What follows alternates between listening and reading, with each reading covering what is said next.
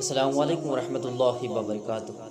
الحمدللہ، آج کی اس ویڈیو میں ہم ایک ہندو لڑکے اور خواجہ غریب نواز رحمۃ اللہ تعالی علیہ کا خوبصورت واقعہ جانیں گے۔ ایک ایسا واقعہ جس واقعہ کو سن کر آپ کی ساری ٹینشن ختم ہو جائے گی انشاءاللہ، اور آپ کا ایمان بھی تازہ ہو جائے گا۔ ہم اس ویڈیو میں جانیں گے کہ کیسے ایک ہندو لڑکے نے اسلام قبول کیا۔ تو جاننے کے لیے آپ اس ویڈیو کو آخر تک ضرور دیکھیے گا۔ یہ واقعہ اس وقت کا ہے جب خواجہ غریب نواز رحمۃ اللہ تعالی علیہ اجمیر شریف میں نئے آئے ہوئے تھے، اور آپ رحمۃ اللہ تعالی علیہ نے خیمہ لگایا ہوا تھا، اور اس خیمے میں خواجہ غریب نواز رحمۃ اللہ تعالی علیہ عصر سے لے کر مغرب کے وقت تک روتے رہتے تھے۔ ایک نوجوان اجمیر سے باہر گیا ہوا تھا پڑھنے کے لیے، کچھ عرصے کے بعد واپس آیا اور اس کا اس خیمے کے قریب سے گزر ہوا، اور جب وہاں سے گزرا تو اسے رونے کی آواز آئی۔ فوراً دیکھتا ہے کہ خواجہ غریب نواز رو رہے ہیں، ابھی غیر مسلم ہے، اسلام قبول نہیں کیا تھا۔ وہ فوراً گھر جاتا ہے اور اپنی ماں سے پوچھتا ہے، ماں، یہ مسلمانوں کا گرو کیوں روتا ہے؟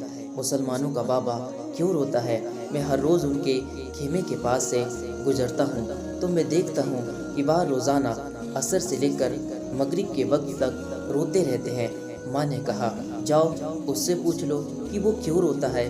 اب وہ نوجوان خواجہ غریب نواز کے خیمے کے اندر آیا اور کہا، بابا، میں ہر روز یہاں سے گزرتا ہوں، آپ کی رونے کی آواز آتی ہے، بتائیے آپ کیوں روتے ہیں؟ غریب نواز نے کہا، جاننا چاہتے ہو میں کیوں روتا ہوں؟ میں نے ایک مدت اپنے مرشد کے ساتھ گزاری ہے، مرشد کی خدمت میں گزاری ہے، مجھے اپنے پیر کی یاد رلاتی ہے، اور میں عصر سے لے کر مغرب کے وقت تک اپنے مرشد کی یاد میں روتا رہتا ہوں۔ اس نوجوان نے کہا، اچھا، میں نے تو سنا تھا کہ انسان کو جب درد ہوتا ہے، کوئی تکلیف ہوتی ہے تو تکلیف انسان کو رلاتی ہے، آپ کو تو محبت ہے، یہ محبت میں بھی انسان کو رونا آتا ہے؟ آپ رحمۃ اللہ تعالی علیہ نے کہا، ہاں اے نوجوان، انسان محبت میں بھی روتا ہے۔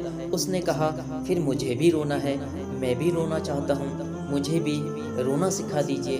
کہا، تو رونا چاہتا ہے؟ کہا، ٹھیک ہے، دو شرطیں ہیں، مسلمان ہو جا اور میرا مرید ہو جا۔ اس نے کہا، میں سب سے پہلے اپنی ماں سے اجازت طلب کروں گا۔ پھر وہاں اپنی ماں کے پاس گیا اجازت لینے کے لیے۔ اس کی ماں نے کہا، تو ضدی ہے، جب تو ارادہ کر لیتا ہے اور جو ارادہ کرتا ہے تو پورا کرتا ہے، جا جو کرنا چاہتا ہے کر لے۔ پھر وہاں خواجہ غریب نواز رحمۃ اللہ تعالی علیہ کی بارگاہ میں حاضر ہوا اور عرض کرتا ہے، اے بابا، میں مسلمان ہونا چاہتا ہوں، مجھے مرید کر لیجئے۔ خواجہ غریب نواز رحمۃ اللہ تعالی علیہ نے مرید کر لیا۔ وہ خوش نصیب نوجوان غریب نواز رحمۃ اللہ تعالی علیہ کا مرید ہو گیا۔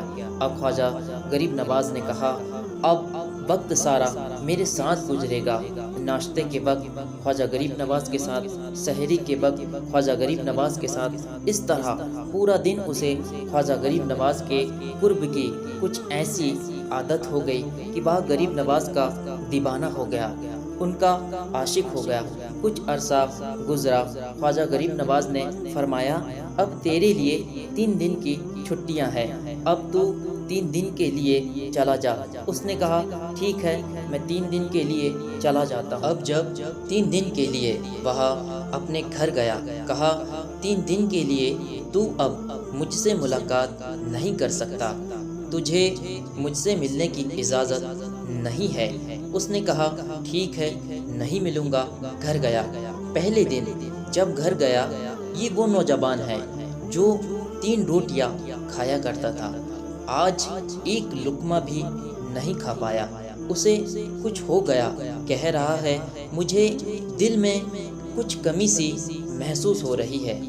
یوں وقت گزرتا گیا، رات کا وقت آیا، آنکھ نہ لگی، سو نہ پایا، مکان کی چھت پر چلا گیا۔ ماں نے دیکھا، بیٹا چھت پر کیوں چلا گیا؟ ماں چھت پر جاتی ہے، اور کہتی ہے بیٹے کیا ہوا؟ کہا پتہ نہیں ماں، میں تو فوراً سو جاتا تھا، پر آج نیند بھی نہیں آ رہی، آج کھانا بھی نہیں کھا پایا۔ ماں تو چلی جا۔ ماں چلی جاتی ہے۔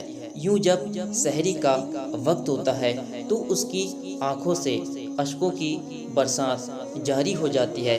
وہ رو رہا ہے، اس پر رقت طاری ہے، اور ماں آتی ہے، بیٹے کیا ہوا؟ وہ کہتا ہے ماں مجھے پیار ہو گیا ہے، مجھے محبت ہو گئی ہے، ماں مجھے عشق ہو گیا۔ پھر وہ اپنی ماں سے کہتا ہے کہ ماں تو جا غریب نواز کے پاس اور ان سے کہہ مجھے بلا لو، اب یہ دوری برداشت نہیں ہوتی، اب مرشد سے دوری برداشت نہیں ہوتی۔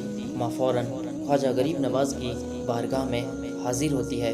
کہا میں نہیں جانتی اے مسلمانوں کے بابا، تو نے میرے بیٹے کو کیا دے دیا؟ تمہارا تعلق نہیں سمجھ پاتی، تمہارا رشتہ نہیں سمجھ پاتی، لیکن وہ تو رو رہا ہے اور کہتا ہے واپس بلا لو۔ خواجہ غریب نواز نے کہا نہیں ابھی وقت نہیں ہے۔ اس طرح کہہ کے اس کی ماں کو واپس بھیج دیا۔ کہا واپس چلی جا، اسے کہے ابھی اجازت نہیں ہے۔ وہ واپس چلی جاتی ہے اور بیٹے کو بتاتی ہے اے میرے بیٹے وہ اجازت نہیں دے رہا۔ پھر اس نے اپنی ماں سے کہا ماں سن لے، اگر اب نہ بلایا تو میں مر جاؤں گا، یہ محبت مجھے مار ڈالے گی۔ ماں اگر تو مجھے زندہ دیکھنا چاہتی ہے تو میرے مرشد کو راضی کر لے، میرے مرشد کو بتا دے اب یہ دوری میں برداشت نہیں کر سکتا۔ ماں فوراً غریب نواز کی بارگاہ میں حاضر ہوتی ہے۔ کہا کہ غریب نواز کرم فرمائیے، مجھ ماں کی تمنا ہے، مجھ ماں کی آرزو ہے، ورنہ وہ مر جائے گا۔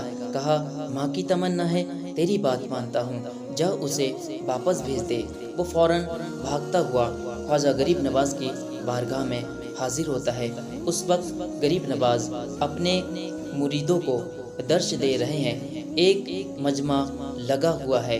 وہ فوراً خواجہ غریب نواز کے دروازے پر کھڑا ہوتا ہے اور پھر مرید یہ منظر دیکھ رہے ہیں۔ وہ خواجہ غریب نواز کو دیکھتا ہے اور خواجہ غریب نواز اسے دیکھتے ہیں۔ خواجہ غریب نواز نے اس کی آنکھوں سے آنکھیں ملائی اور کہا اب پتہ چلا محبت میں کیسے رونا آتا ہے، اب پتہ چلا۔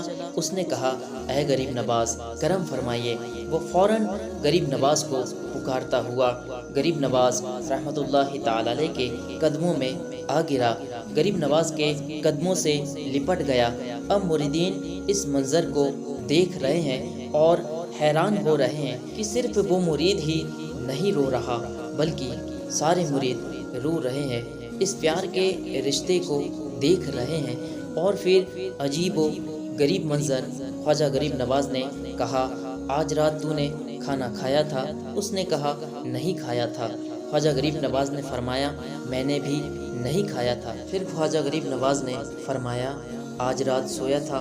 اس نے کہا نہیں سویا تھا۔ کہا آنکھ مجھے بھی نہیں لگی، نیند مجھے بھی نہیں آئی۔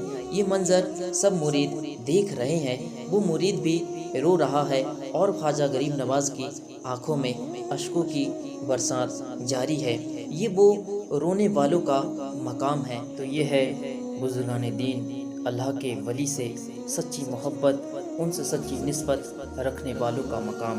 اللہ ہمیں بھی ہمارے پیارے پیارے بزرگان دین سے سچی محبت کرنے کی، ان کے بتائے راستے پر چلنے کی توفیق عطا فرمائے۔